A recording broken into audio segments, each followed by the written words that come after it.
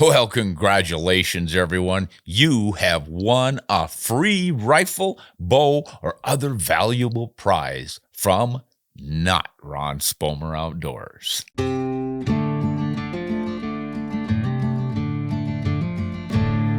Hey, everybody. I've got to alert you to a scam that's being pulled quite a bit on my channels. If you see a letter, an email, some kind of a notice that you've won something from me and you see my little logo included so it looks like the genuine item, trust me, it is a scam. Please do not fall for it. These people are popping up all over now on comment sections on YouTube videos and such. And what they do is they tell you you've won this award, and when you contact them, they will ask you a lot of legitimate questions, and it sounds really wonderful. And then finally, they get down to the nitty-gritty. All you have to do is provide us a little bit of cash money for the shipping and handling. That's what they take from you, and you get nothing from them. So don't fall for it. We are not having free giveaways of guns and ammo or anything like that. If we ever do, we will make it quite obvious. So please, I don't want anyone to be taken by these scam artists. All right, let's see what we've got today. This is a correction from someone named Alex. Alex says, one correction around whitetail bucks do not breed many does in a season. If memory serves, most of the research shows that they seldom breed with more than 3 or 4 in a year, with 1 to 2 being the norm. Areas with ratios above about 30 to 70 bucks does, meaning 30 bucks and 70 does, often have does that go unbred during their first estrus cycle. And if the sex ratio is skewed as far as 10 to 90, many does take 3 or 4 estrus cycles to get bred. Wild stud buck whitetails are not really a thing like you see in domestic livestock. A buck breeding 5 does in a year is prodigious, while a mature billy ram can do that in a day and keep pace for up to a few weeks. Well, I don't know about billy rams, but you're pretty close to the truth on whitetails. But I don't think, Alex, it's that the bucks can't do more breeding. It's just that the competition doesn't allow them to do it. As most of us know, a doe comes into estrus for about 24 hours. During that period, the first buck that it really gets her, I guess. So if Mr. Macho, big antlered buck out there is busy with one doe and 3, 4, 5 more come into estrus, while the younger bucks, smaller bucks, different bucks are probably going to be successfully breeding with those does. So then when the big guy's done after a day or so, he goes looking for his next conquest. And then it takes him another day or two because it takes about a day for a lot of time for them to court the doe. Sometimes it can be they get there just at the right time, but generally they kind of have to hang around and wait for just the right time, and the doe signals that, and then the party's over. So yes, the studies have shown that in a reasonably balanced population with a reasonable number of bucks for does, as you said, most bucks, regardless of their size, are going to be probably fertilizing 2 to 4 does in the season. So it makes it kind of silly, all of our old beliefs about, gosh, the biggest, meanest, toughest buck on the place, boy, that's who you want to do all the breeding. Nice dream, but it's just not reality. The timing's just not right for it. Okay, that was a good one. Now we've got quite a few comments here, it looks like, dealing with bone broth. I see bones, broth. Let's just hit some of those and see what guys have to say. In a broadcast earlier, someone had said they really enjoy bone broth from their deer, and I questioned whether it would taste good because, in my experience, the fat on the back of a whitetail buck, for instance, and mule deer bucks I've noticed too, has kind of a wild, goofy taste that I think a lot of people assume is the wild meat taste. But when you get rid of that fat, the venison itself doesn't have that taste. And the fat sort of gives me, at least, a waxy aftertaste in the back of my tongue. And I don't enjoy it.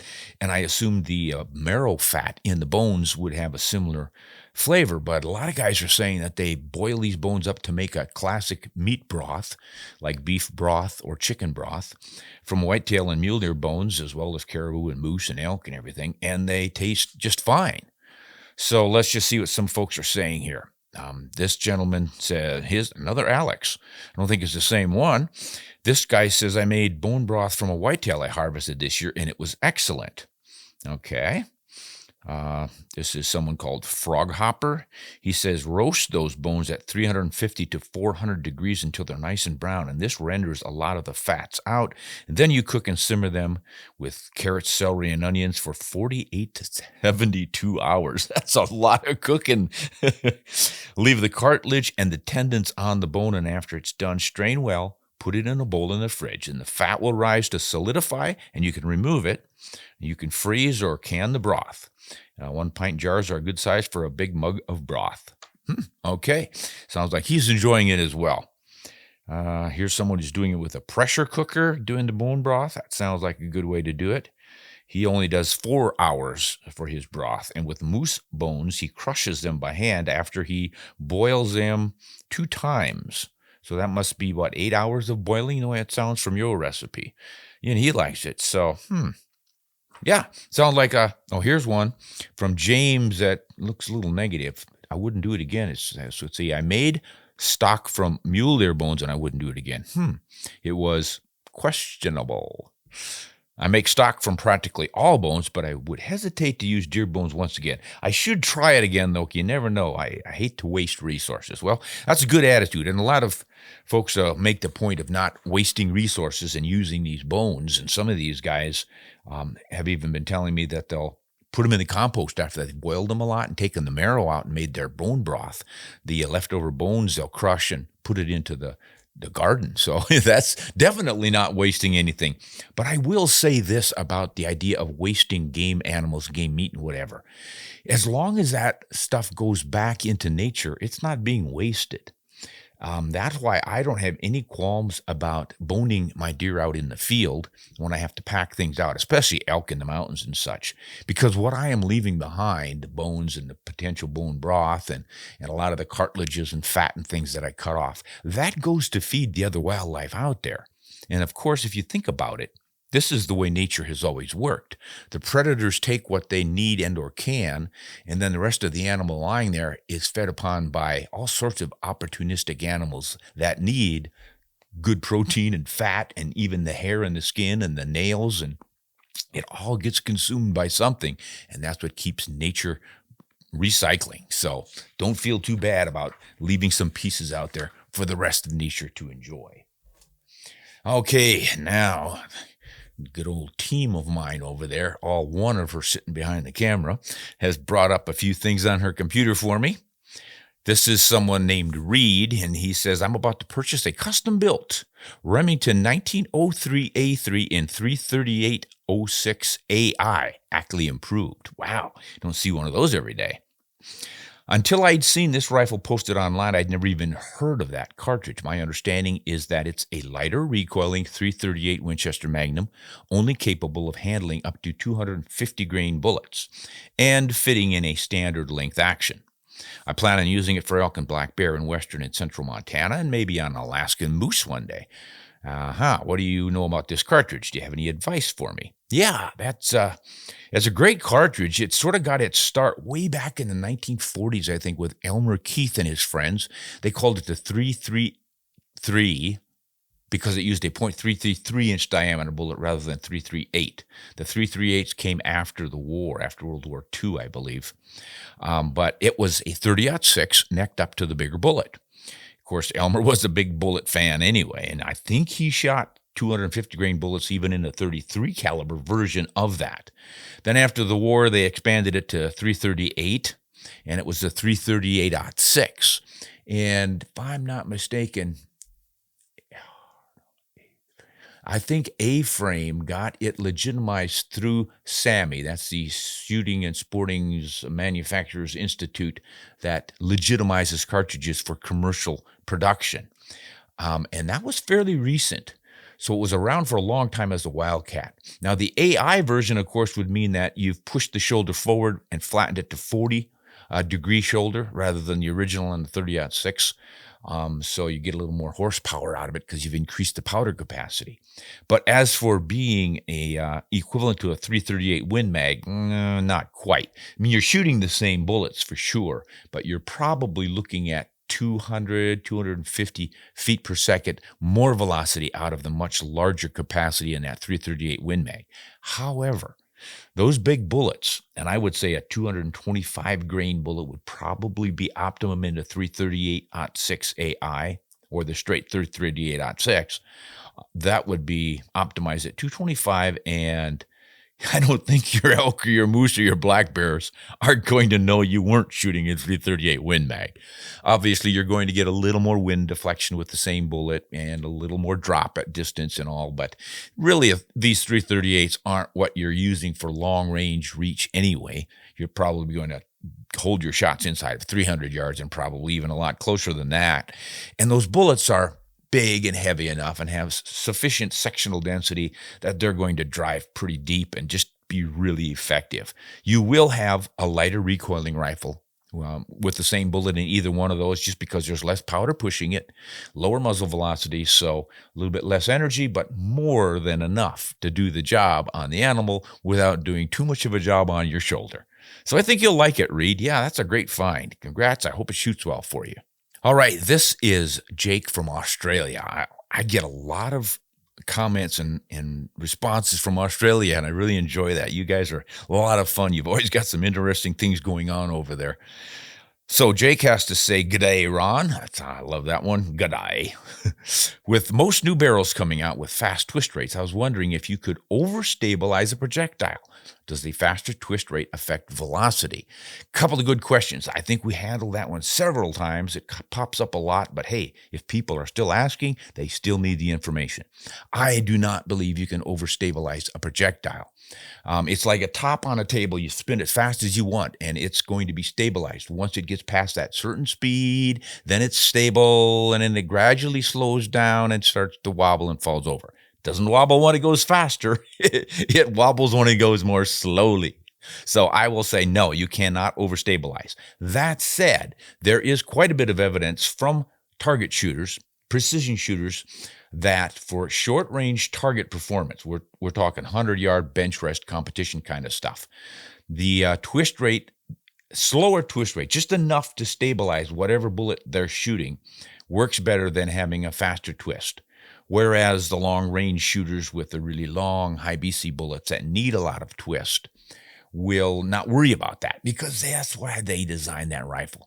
So I think the application for the average hunter, for like someone like me, if I want a cartridge to shoot a really high, long BC bullet, I need to have my twist rate up there. Does that mean I'm not going to be able to stabilize adequately the lighter, shorter bullets? No. The shorter bullets will still stabilize. They might not win me any bench rest competitions, but that's not what my rifle's for. So don't worry about it. As a hunter or a long-range target shooter, get your high twist barrels to match up the bullets that you want to be shooting for their advantages with wind deflection and such. And you're going to be just fine. Does a faster twist rate affect velocity? No, you get your velocity up to whatever the muzzle velocity is that you've gotten with your load, your particular dose of powder and your primer and your seating depth and all the rest of things. And it's not going to go faster or slower because the twist rate is a little bit different. Much as I know about that one, Jake, so good luck out there in Australia. Here from Minnesota is Nick. And Nick works at a gun shop. He says, I work at a local gun shop, and I hear quite a few crazy things from some of the people that come through the door. I'll bet you do. This claim from an individual made me think, though. He has a rifle chambered in 7mm Remington Magnum, and he has found that the 168 grain nozzle partitions shoot well.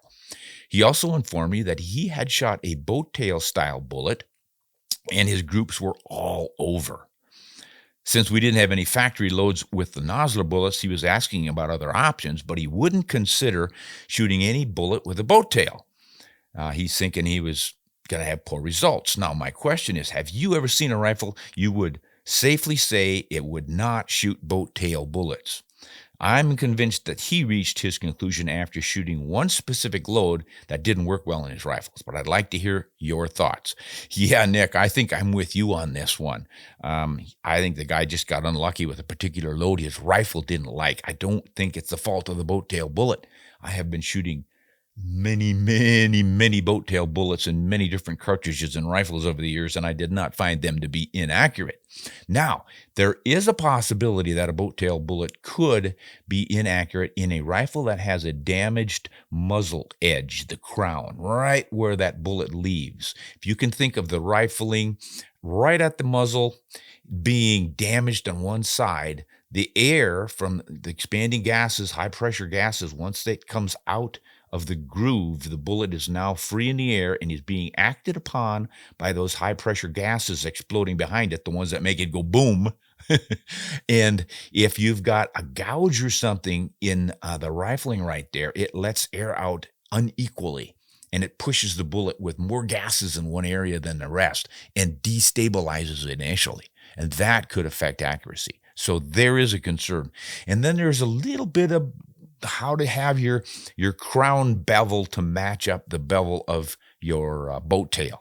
You can tweak that for really fine accuracy. I don't think if you have an 8-degree versus 11-degree crown or something and your boat tail isn't matched up perfectly is not a big deal. But if you really want to make for perfection, and you long-range target shooters can clear this up if you've got better information. But it's my understanding that perfection can really make for the ultimate accuracy, but it's not going to make things really inaccurate.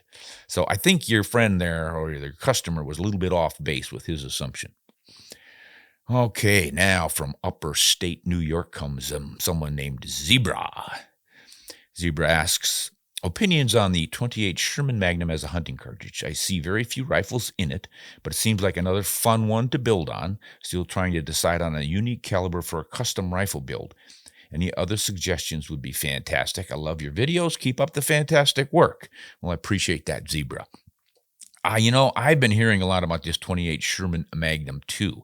In fact, I was contacted by Mr. Sherman who wanted to visit with me and see if I might want to play around with some of his cartridges. That was, I think, last fall, and I was busy in the field hunting and whatnot, didn't get around to anything. But I've got to remember to get a hold of this gentleman and dig a little deeper into these because I am hearing a lot of good things about his cartridges. Now, the .28 Sherman, if I'm not mistaken, it's based on the 7mm Remington short action Ultra Magnum cartridge, but there may be one that's off of the WSM Winchester version too. But at any rate, Mr. Sherman, he just tweaks things and gets just the right shoulder angles and the right tapers, and he just goes for any design feature that's going to give him maximum performance in that particular platform, that case length and diameter and whatnot, with superb accuracy and precision and shooting really high, long BC bullets. So I think he's building these cartridges for rifles that will have a high twist rate and shoot far down range very accurately. All right, Zebra, that was a good one. Good luck with your .28 Sherman if you go there. This is Tim from the Northwest Territories of Canada. Yeah, that's up there. Good moose and caribou country. Tim asks, I had a question about the impact of, extreme cold on ballistics. So this is going to be fun. We know that when fired in cold weather, a bullet loses velocity and stability and therefore drops more and may be less accurate. My question is, where does the temperature matter? If I'm in an enclosed stand where the temperature is plus 20 C and I'm shooting toward a target that's outside at minus 20 C, that sounds like you're up in the North Country, all right.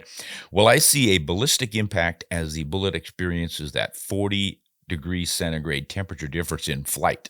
What if I'm standing outside in minus 20 degrees centigrade? Boy. Oh, and then what if I kept the cartridges in my jacket right up against my chest to keep it warm until I took it out to fire it? Wow, you're getting real complicated here, Tim, but you're asking some good pertinent questions. Let's go to the basics. Why would a cartridge shoot a drop more in cold temperatures? Well, it's because the air is more dense. The colder it gets, the more dense the air. This for years confused me because when I go outside on a cold day, to me it just feels like the air is expansive and clean, and I can breathe in that good, clean, fresh air. And it feels light to me. Whereas when it's humid and getting to be about a big rainstorm, thunderstorm coming in, that damp air feels heavy to me, like a wet dish rag or something. But it's just the opposite. When you think of steam, if you have water and you heat it until it steams, obviously it's expanding. And the steam is the moisture in the air, opening things up. And hot air is just less dense than cold air. So get that into your heads. It took a long time for this old guy to believe it, but it's true.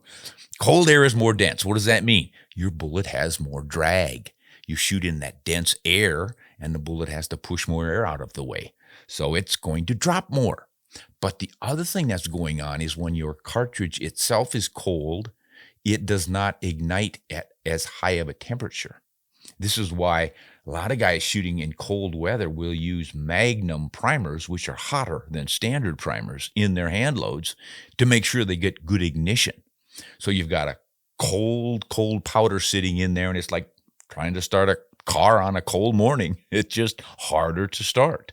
So that's another reason your bullets will drop more under cold temperature. Now, if you are in this plus 20 degree environment and shooting out of a window, your cartridge is not going to suffer from being cold powder, but you will have the denser air. So I'd say over the years, I've done several trajectory charts on this kind of change in cold temperatures. And I remember something like work up a load at 70 degrees in the summer or springtime, then end up shooting it at about 20 below Fahrenheit. I'm working Fahrenheit here in the States. Sorry, guys. I just haven't come around to the universal standard yet. But there's a significant change in temperatures there, right? What's going to happen? I will run the ballistics with the same sighting plane and everything at my 70-degree shot compared to the 20 below zero shot. And at 300 yards, there's about 3/4 of an inch to an inch of difference in the drop.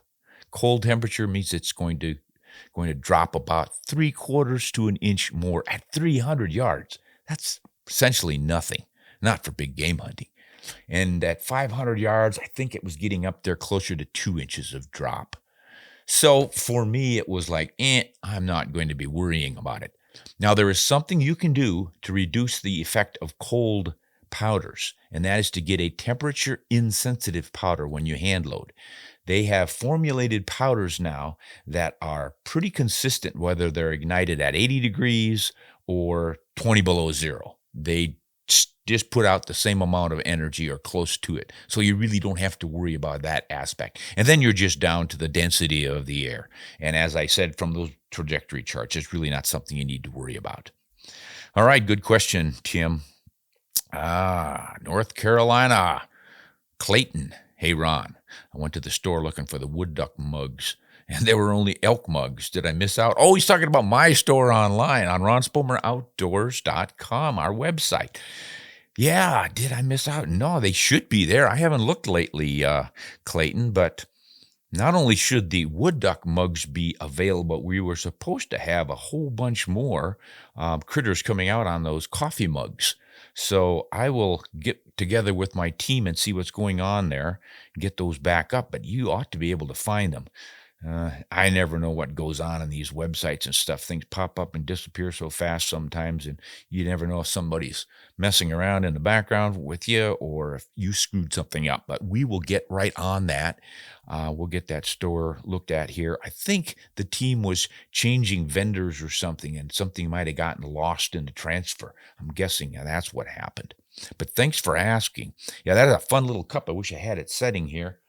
Wait a minute. I've got For those of you who are watching this on YouTube instead of just listening to the podcast, here is the mug of which we speak. It's a photograph I made several years ago on Christmas Eve day when my family was gone. I don't know if they were out shopping or what, but I had the day to myself, and it had just snowed, and these wood ducks were feeding in a crabapple tree, and it was absolutely Christmas glorious. Red berries on those apples and pristine white snow, and of course those incredibly gorgeous wood ducks. It's just one of my favorite pictures. It just really captured the feeling of winter in the outdoors, especially for someone who loves waterfowl. Okay, yeah, we'll get some more cups with some more images. We have another one with an elk on it, and we're going to get some with mule deer and whitetails and wolves, I suspect, and all sorts of stuff. So try to get those rolling for you. All right, here is another one from Canada. This one's from Saskatchewan. Boy, I've had a lot of great trips up into Saskatchewan. It's good country. This is Reed. I love your videos. Thank you, Reed. I asked you a question quite a while ago about a good wolf cartridge, and I really appreciated your reply and your wealth of knowledge. Now, I'm just watching your varmint video, and my favorite caliber is the 17 Remington. Best of the best as far as I'm concerned, and between my dad and me, I'm sure we've tried them all. Well, they the least pelt damage and good on coyotes out to 300 yards or better. Good bullet selection, of course, plays a factor. 222 Remington is also a good option. It's not on your list. Anyway, I love the videos, so keep them coming. Yeah, that was not really a question so much as a pat on the back, and that's refreshing, Reed. I appreciate that. And thanks for filling us in on your success with the 17 Remington. That is one of those cartridges, and particularly caliber sizes, that's a little bit questionable because so many people think that those bullets blow all over in the wind. And it's really not as bad as a lot say because the velocity is so high. And they're great for fur. As you said, my cousin shot one for several years, and he really liked it on coyotes. It's just such a tiny little bullet, and you rarely get any pelt damage. So if you're looking for the best fur, yeah, I think you've confirmed what I've been thinking. That 17 Remington is a great way to go. And that is, if I remember right, 17 Remington is a 222 neck down, or is it the 223 neck down to 17? But I think it's a 222, but either way, it's a smoker, and it is a lot of fun. And that looks like our list of questions exhausted for the day, guys. Hey, I want to thank all of you for your corrections and your questions. Those are some good ones. And again, I do want to remind you about that silly scam where they're telling you that I'm giving away a rifle or a bow or something. Just don't fall for it, guys. I think the less attention we pay to these scammers, the sooner they're going to go away, if that ever happens.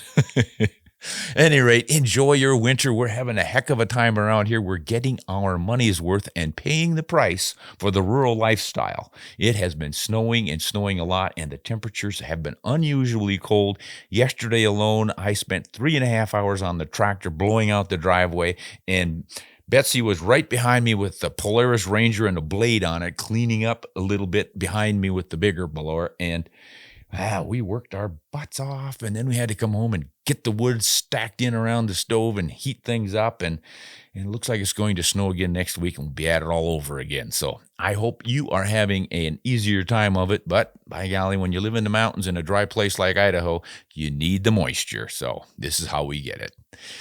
Thanks, and we'll see you next time on Ron Spomer Outdoors Podcasts.